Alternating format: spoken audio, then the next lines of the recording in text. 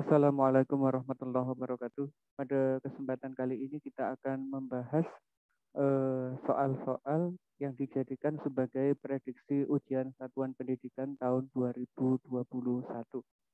Setidaknya terdapat 15 soal yang tersebar mulai dari kelas 10 hingga kelas 12. Ini adalah soal nomor 1. Bentuk soalnya adalah kita diminta mencari bilangan kuantum dari informasi yang diberikan di soal. Nah, soal yang diberikan di situ ada unsur magnesium, memiliki nomor massa sebanyak 24, kemudian memiliki 12 neutron. Nah, dari sini kita diminta untuk mencari bilangan kuantumnya. Bagaimana cara menyelesaikannya? Langkah pertama kita harus membuat simbol atomnya dulu. Mg, sebentar ya, kita agak ke bawah sebentar. Agak ke sini aja.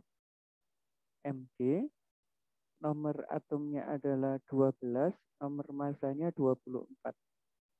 Kalau ini kita konfigurasi, boleh menggunakan Ne, terus berakhir di 3s2. Artinya, yang kita cari adalah bilangan kuantum di sini. N-nya adalah 3 dari kulit, L-nya adalah 0, karena dia berhenti di sekulit S. Harga M-nya, karena dia hanya memiliki kotak 0, pasti nilainya adalah 0. Sedangkan S-nya, karena ada 2 elektron, satu menghadap ke atas, satu menghadap ke bawah, nilainya menjadi min setengah. Sehingga untuk soal ini, jawaban yang paling benar adalah yang mana ya? Yang B gitu ya, yang ini. Nah, itu untuk soal nomor 1. Bagaimana untuk soal nomor 2? Sekarang kita lihat bentuk soal nomor 2. Nomor 2 adalah berhubungan dengan laju reaksi. Kita disuruh mencari persamaan lajunya. Jika ada data seperti itu, insya Allah ini mudah mencarinya. Misalkan kita mau mencari ordennya X, berarti kita gunakan data Y yang sama, berarti ini dan ini. Ini ke sini adalah 3 kali. Ini ke sini juga 3 kali. Berarti 3 pangkat X itu sama dengan 3. Berarti X-nya sama dengan 1. Untuk mencari yang Y, berarti kita gunakan ini yang sama. Ini sama. Terus ini ke sini adalah 4 kali. Ini ke sini juga 4 kali. Berarti 4 pangkat Y itu sama dengan 4. Artinya Y-nya sama dengan 1. Karena X-nya 1, Y-nya 1, persamaan lagi yang mungkin adalah yang D. Nah, jadi enak kalau kita mencari persamaan lagi seperti ini. Mudah banget gitu ya. Itu untuk nomor 2. Sekarang kita lanjut yang nomor 3. Untuk yang nomor 3 adalah masalah kesetimbangan kimia di bagian pergeseran kesetimbangan. Perintahnya di soal di situ adalah kita disuruh mencari atau memproduksi gas klorin dalam jumlah yang besar. Gas klorin itu ada di sebelah kanan. Artinya reaksinya diminta geser ke kanan. Terus di sini ada entalpi bertanda positif. Berarti suhunya itu harus naik karena bergeser ke endotermik. Kemudian perbandingan molnya, di sini molnya 1, di sini ada 2. Agar geser ke mol yang lebih banyak, itu berarti volumenya harus besar. Kalau volumenya harus besar, berarti nanti tekanannya harus kecil. Kita cari yang tekanannya kecil dan suhunya dinaikkan. Berarti jawabannya yang C. Itu untuk soal nomor 3. Sekarang kita masuk di nomor 4. Untuk nomor 4, ini hanya sebatas menentukan tipe reaksi pada turunan benzena. Yang direaksikan adalah benzena dengan asam sulfat. Asam sulfat itu termasuk asam yang kuat sehingga dia bisa masuk membentuk gugus ini. Gugus SO3H. Bersifat asam, dikenal sebagai asam benzena sulfonat. Nah, mana yang ada asam benzena sulfonatnya, berarti hanya ini aja, sehingga jawabannya adalah yang E. Jadi kita tinggal memperhatikan ini ya, gugus apa yang mau dimasukkan, reagennya apa, gugus apa yang masuk, kita bisa menentukan tipe dari reaksi substitusi pada benzena. Itu untuk nomor 4. Selanjutnya untuk nomor 5, untuk nomor 5 ini kita diminta untuk mengidentifikasi jenis karbohidrat berdasarkan hasil analisis. Misalkan ini, kalau dengan molis membentuk warna ungu, itu adalah ciri dari karbohidrat. Dengan benedik menghasilkan warna merah juga dari karbohidrat. Lah yang spesifik itu di sini. Ada iodin menghasilkan warna coklat. Yang bisa menghasilkan ini adalah dalam bentuk polisakarida, yaitu dalam bentuk glikogen. Sehingga jawaban nomor 5 adalah glikogen. Lanjut untuk nomor 6. Nomor 6 ini juga masih dalam bab makromolekul, namun di bagian protein. Yang diminta di situ adalah bahan berprotein, mengandung benzena, tapi tidak mengandung belerang. Cirinya bagaimana mencarinya, anak-anak? Kalau untuk mendeteksi protein, kita gunakan reagen Biuret, itu ya, yang bisa menghasilkan warna ungu. Jadi yang ungu-ungu ini adalah ciri dari protein.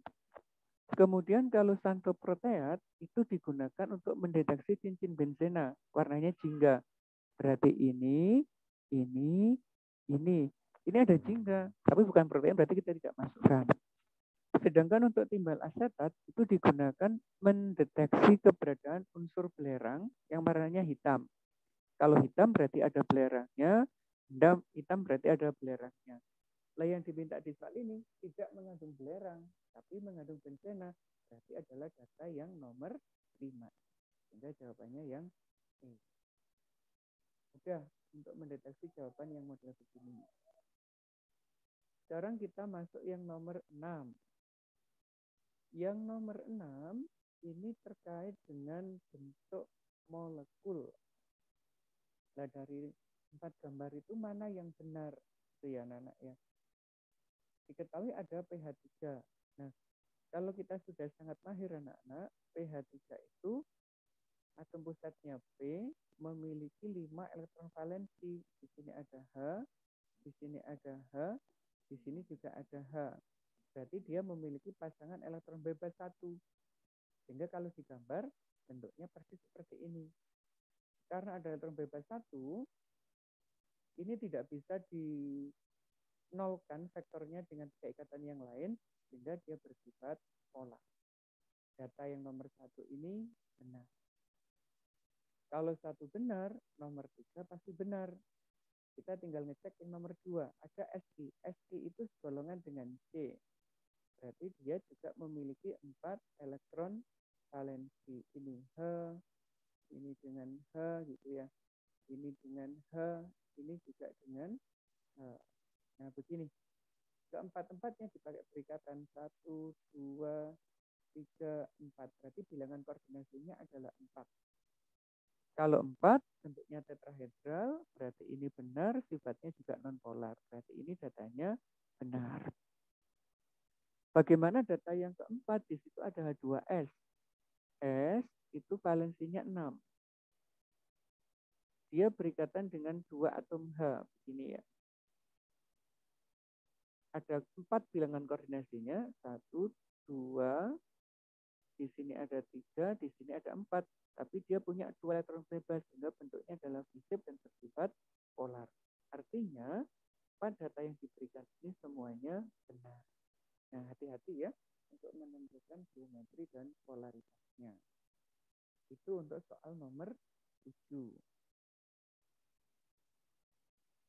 Sedangkan untuk soal nomor 8, kita diminta untuk menganalisis kecepatan suatu reaksi gitu ya. Option ABCD ini nggak usah ditentukan, nggak apa-apa.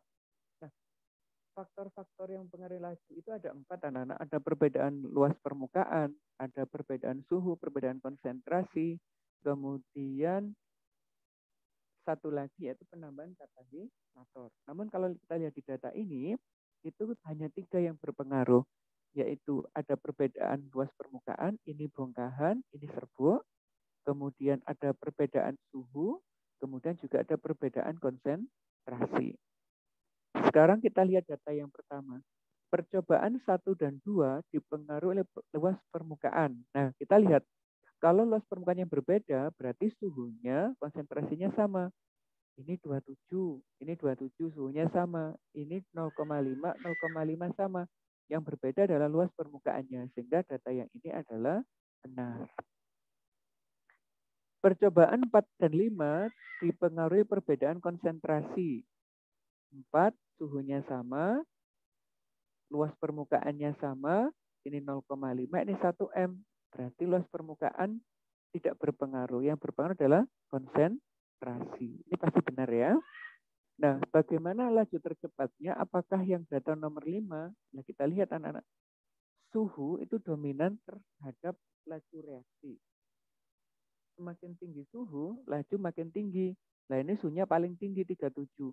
Konsentrasinya paling besar lagi. Terus ini luas permukaannya juga paling besar. Sehingga ini memungkinkan lajunya yang paling. Sehingga jawabannya 1, 2, 3, 4. Itu yang nomor 8. Yang nomor 9 sekarang. Yang nomor 9 ini berhubungan dengan deret kereaktifan logam atau deret volta. Cara mengerjakannya, anak-anak, kita pertama harus mengurutkan dulu. Logam mana yang paling kiri, logam mana yang paling kanan. Berdasarkan data ini, data potensial elektrodenya itu. Semakin negatif, berarti dia makin kiri. Berarti E ada di paling kiri. Di kanannya E itu ada A. Gitu ya. Terus ada C. Terus ada B. Dan yang paling kanan adalah D. Berarti logam yang paling reaktif adalah logam E. Sedangkan yang paling tidak reaktif adalah logam D. Kita lihat yang pertama dulu. Logam A, B, C, dan E mampu mendesak ion D2+. Karena D2+ adalah yang di paling kanan, paling tidak reaktif, berarti dia bisa didesak oleh ion-ion yang di kirinya. Berarti yang ini jawabannya benar. Ini juga pasti benar. Logam A tidak mendesak E2+. Nah, kita lihat A ada di kanannya E. Kalau di sebelah kanan, berarti dia tidak bisa mendesak yang di sebelah kiri. Artinya A tidak mendesak E. Berarti ini benar. Logam C, nah ini C, dapat mendesak D, benar ya, tapi tidak dapat mendesak A. Betul ya, karena A di sebelah kirinya. Bisa mendesak D, tapi tidak bisa mendesak A. Berarti jawabannya yang 1, 2, 3, 4. Nah, asalkan kita bisa mengurutkan posisi di deret voltanya, anak-anak, untuk jawab ini pasti bisa. Yang lebih kiri mengalami oksidasi, yang lebih kanan mengalami reduksi. Yang kiri bisa mendesak yang kanan, terus yang kiri bisa melindungi yang kanan, dan sebagainya. Baik, ini untuk yang nomor 9. Kita sekarang lanjut yang nomor 10. Untuk nomor 10, ini adalah soal pilihan ganda kompleks yang lebih dari satu jawaban benar gitu. Tapi untuk yang contoh kali ini cuma saya siapkan 3 jawaban. Harusnya nanti ada 4. Nah, kita lihat di sini ada sel volta. Gambarnya sudah detail, sudah lengkap. Apa yang harus kita perhatikan? Yang diperhatikan adalah ini anak-anak. Perbedaan potensial elektrodenya.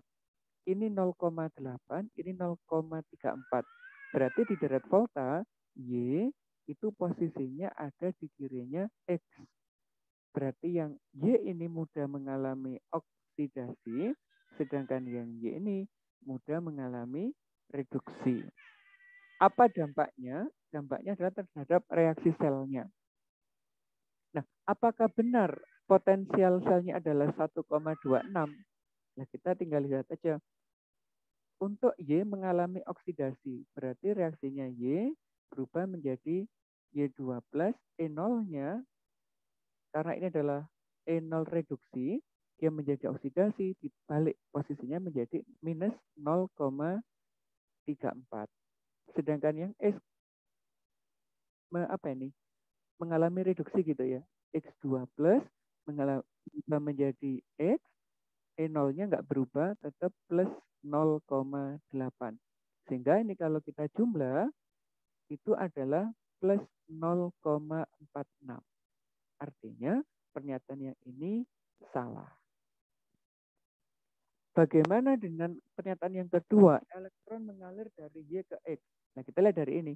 Elektron itu dari oksidasi ke reduksi. Yang oksidasi kan Y.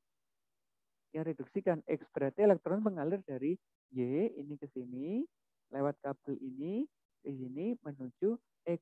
Berarti yang ini datanya adalah benar. Logam X bertindak sebagai anoda. Nah, untuk reaksi itu begini. Yang mengalami oksidasi itu kan ada di anoda. Sedangkan reduksi itu ada di katoda. Untuk memudahkan kan peta ini. Nah, itu ya. Katoda reduksi, anodanya oksidasi. Sehingga kalau kita lihat untuk ini pernyataannya salah. Harusnya yang X itu bertindak sebagai katoda, bukan anoda. Itu adalah untuk yang nomor 10. Perhatikan dengan sama pernyataan yang diberikan, urutkan dulu posisi logamnya, siapa yang lebih kiri, siapa yang lebih kanan, agar bisa mendapatkan pernyataan yang paling benar. Begitu untuk nomor 10. Sekarang kita lanjut nomor 11. Kalau untuk nomor 11, ini adalah tipe soal uraian anak-anak. Untuk tipe soal uraian, nanti berjenjang poinnya. Di sini ada 2 yang ditanyakan. Apa soalnya? Yaitu ada aluminium ditambah dengan HCl, itu bisa membentuk AlCl3 dan H2. Kita setarakan dulu. Cl-nya ganjil kita genapkan. Ini 2, ini jadi 6, ini 2, di sini 3. Terus kita cari molnya di sini. Nah, gitu ya. Karena ada massa aluminium. Massanya adalah 5,4, AR-nya 27, berarti ketemunya 0,2 mol. Nah, sekarang ditanyakan untuk yang A adalah massa aluminium klorida. Kita lihat di sini. Nah, molnya dulu. Sebelum kita bisa mencari massa, kita cari molnya. Ini koefisiennya 2, ini koefisiennya 2, berarti perbandingan sama. Artinya molnya juga sama, yaitu 0,2. Kalau dicari massanya, tinggal masukkan mol dikali dengan MR-nya dia. Ini 0,2, MR-nya AlCl3 itu kita bisa menghitung. Al itu 27, Cl itu 35,5 kali 3, berarti 71 ditambah 35,5. Ada 5, 6, ini 100, berarti ada 106,5. Kalau dijumlah ketemunya 5, 3, 3, 1. Berarti 133,5. Nah, gitu ya. Kalau dikali 2, berarti ini jadi 0, ini jadi 7, ini jadi 26. 26,7 gram. Itu adalah massa dari AlCl3. Nah, sekarang bagaimana dengan volume hidrogen? Kondisinya 0 derajat 1 atmosfer. Ini nama lainnya dari STP. Jadi menggunakan 22,4 volume molar. Kita dapatkan molnya dulu. Saat koefisiennya 2, molnya adalah 0,2. Berarti kalau 3, nolnya adalah berapa? Juga 0,3 kan gitu. Sehingga volumenya 0,3 dikali 22,4. Ini 12, ini 7, ini 6, berarti 6,72. Nah, begitu anak-anak untuk menjawab soal nomor 11. Yang penting bisa membuat persamaan reaksi karena sudah dibantu dengan lengkap. Ada logam aluminium, ada HCl, HLCl3, kemudian H2, tinggal disetarakan, kemudian cari molnya, jawab deh. Udah, untuk nomor 2. Nah, sekarang kita masuk di nomor 12. Benar ya? Tadi nomor 11, sekarang nomor 12. Untuk nomor 12 ini terkait dengan bab asam basa.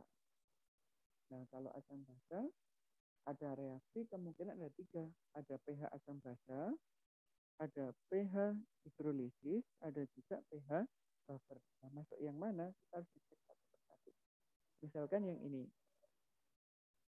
Ada BaOH2 ditambah dengan CH3COOH itu bisa membentuk BaCH3COO ini 2 kali. Tambah dengan H2O ini juga 2. Ini koefisiennya jadi 2. Kita buat mula-mula reaksi sisa. Ini bertambah, yang di sini berkurang. BaOH-nya mula-mulanya 5 mmol. 5 mmol. Kemudian asamnya 100 dikali 0,2. Berarti 20 mmol. Dapat dari sini ya. 50 dikali 0,1. 100 dikali 0,2. Berarti yang kecil. Di sini 5. Saat koefisiennya 1, di sini koefisien 2. Berarti jadi 10. Di sini 5, di sini juga 10.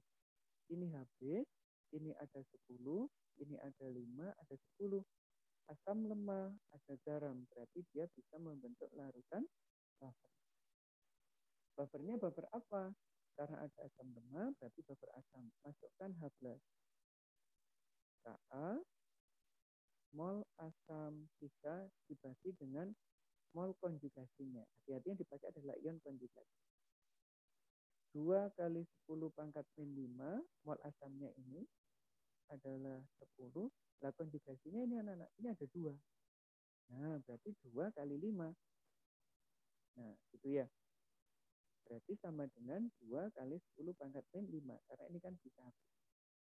Sehingga untuk pH bisa kita hitung. Min log 2 kali 10 pangkat min 5 sama dengan 5 min log 2. Nah, ini jawaban akhir. Karena dia sebagai buffer asam. Nah, sekarang kita bisa lanjut untuk yang soal nomor 13. Itu untuk nomor 12. Yang penting bisa membuat persamaan reaksinya, terus masukkan mol yang bereaksi, tentukan siapa yang bersisa, apakah buffer atau hidrolisis atau sebagai asam basa. Ini mudah untuk nomor 12. Lanjut untuk nomor 13. Untuk nomor 13 ini adalah terkait dengan tetapan kesetimbangan.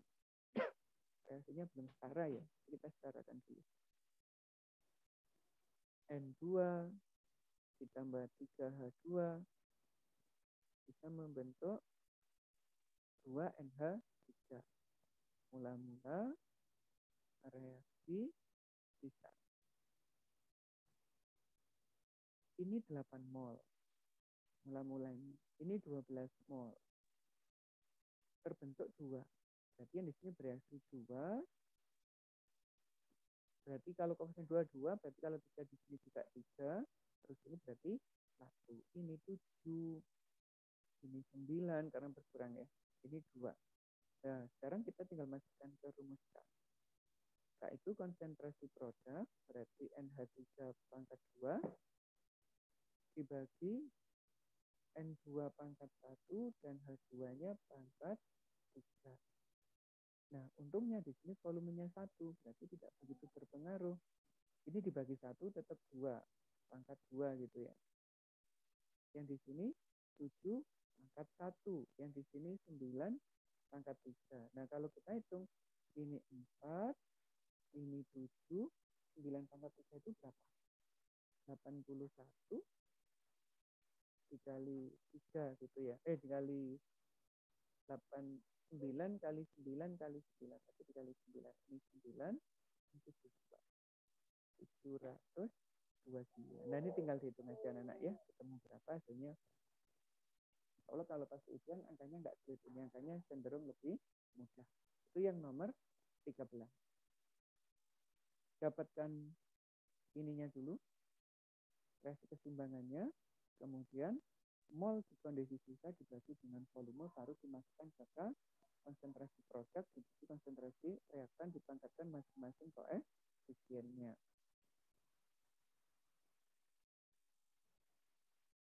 Nah, sekarang nomor 14. Untuk nomor 14, ini berhubungan dengan penyetaraan reaksi redoks. Kalau penyetaraan reaksi redoks, kita bisa menggunakan setengah reaksi, kita juga bisa menggunakan perubahan Bilog. Tapi yang lebih mudah adalah menggunakan perubahan Bilog. Nah, kalau ada senyawa kayak begini, ini kita bisa gunakan ionnya dulu, yaitu sebagai C2O42-. C2O42- ditambah dengan MnO4- hapusnya dibuang dulu ya.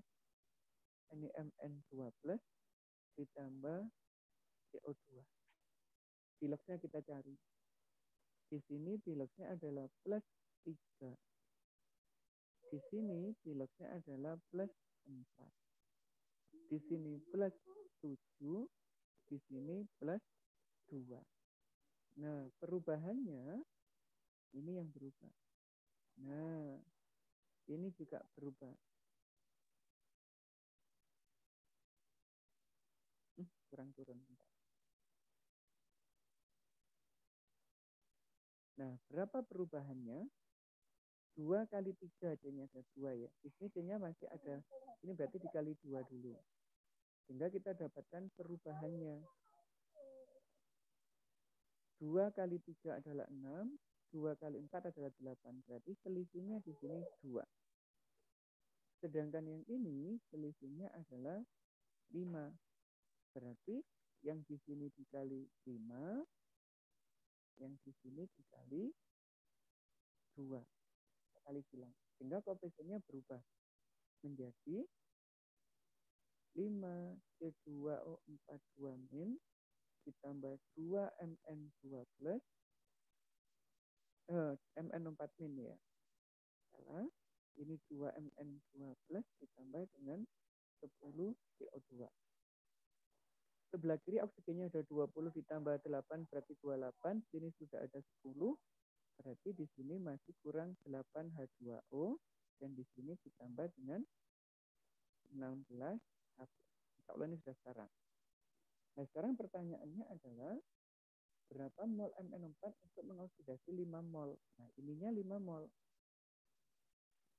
Yang di sini berapa? Nah, pakai perbandingan koefisien aja. Berarti 2/5, koefisiennya ini dibanding ini ya, dikali dengan molnya. Dikali dengan 5. Berarti sama dengan 2.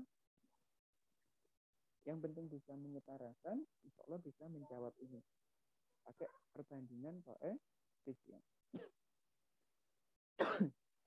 Caranya terserah anak-anak, boleh pakai setengah reaksi, boleh pakai perubahan Bilog, manapun boleh. Yang penting benar. Mana yang dikuasai itu. Itu nomor 4. Nah, terakhir untuk soal nomor 15, ini adalah terkait dengan elektrolisis ya. Kalau elektrolisis, Allah lebih cepat jawabnya.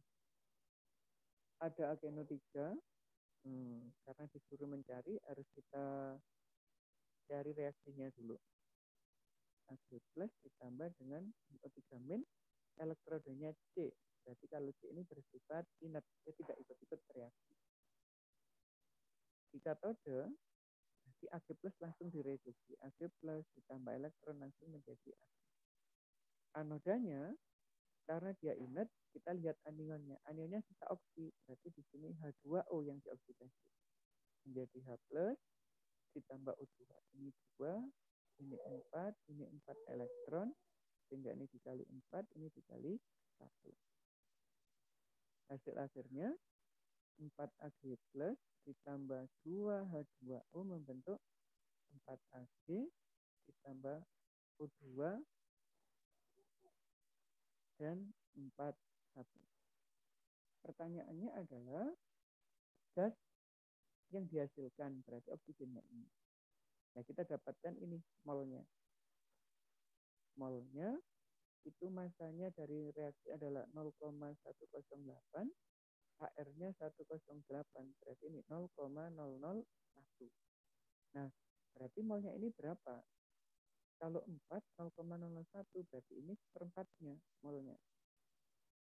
Seperempat dikali 0,001. Sehingga volumenya ini 0,001 per 4 dikali dengan 22, nah ketemu sekian liter. Nah, itu ya caranya. Asalkan kita bisa mendapatkan persamaan reaksi setaranya sebagai persamaan hidrolisis, didapatkan perbandingan molnya, kita juga akan bisa menghitung volumenya. Volume gas maksudnya.